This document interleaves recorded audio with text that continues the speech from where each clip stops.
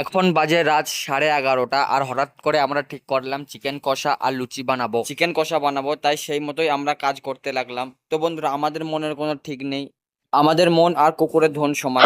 তো বন্ধুরা, সেই মতোই সাইল এখানে সবজিগুলো কেটে নিচ্ছিল আর এইখানটা মশলা তৈরি করছিল। আর মামু আজকে নিজে হয়ে ময়দাটা পানি দিয়ে মিক্স করছিল। আজকে চানটা বোধহয় উল্টো ধারেই উঠেছে, কারণ অন্যদিন কিছু বানালে মামু শুয়ে থাকে, আমরাই করি। আজ মামু নিজে হয়ে চলে এসেছে করতে। আর সাহিল এখানে মশলাটাকে খুব সুন্দর করে বানিয়ে নিল, যেহেতু চিকেন কষা করতে হবে। সে সবকিছু দিচ্ছে এখানে, নুন থেকে শুরু করে সবকিছুই, যত রকম মশলা আছে আর কি। তারপরে মামুর ময়দাটা মিক্স করার পর সাহিল এখানে বেলতে লাগলো লুচি বানানোর জন্য। আর মামু এখানে গোল গোল কি জানি করে দিচ্ছিল, আমি সেটাকে জানি না। তারপর সাহিল এখানে একের পর এক লুচি বেলতে থাকে আর মামু গোল গোল করে তাকে দিতে থাকে। বন্ধুরা, আমাদের লুচি বেলার কাজ অলরেডি কমপ্লিট হয়ে গেছে। সাহেল খুব সুন্দর করে লুচিগুলো একের পর এক বেলে নিল। আর আমি এই ধারে চিকেন কষাটা চেক করতে এলাম কিরকম হয়েছে।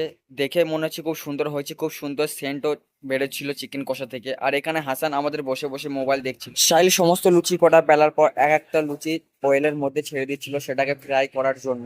তারপরে পরবর্তীতে আমাদের এখানে কুক চেঞ্জ হয়ে যায়, কেননা সাহিল একটু টায়ার্ড হয়ে গেছিল। সমস্ত কাজ ও একাই করছিল বেশিরভাগ। তারপরে হাসান এসে বলল, দে আমি ফ্রাই করে দিচ্ছি, তুই একটু যে পাংখার নিচে বস। তারপরে সে ফ্রাই করতে লাগলো।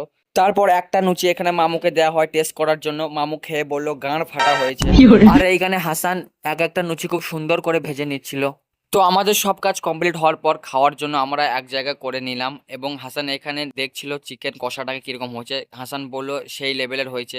আর সাহিল এখানে খেয়ে যাচ্ছিল, মনে হচ্ছিল যেন 3 দিন খাইনি। আর এখানে একটু চিকেন কষার সঙ্গে আমিও লুচিটা টেস্ট করলাম, মনে হচ্ছিল যেন কোনো 5 স্টার হোটেলের খাবার। আর এখানে হাসান এমন করে খাচ্ছিল যেন সে একাই খাবে, আমাদেরকে দিবে না। তো বন্ধুরা, এই ছিল আজকের ব্লগ। দেখা হচ্ছে আবার পরে ব্লগে, ততক্ষণে টাটা, বাই বাই।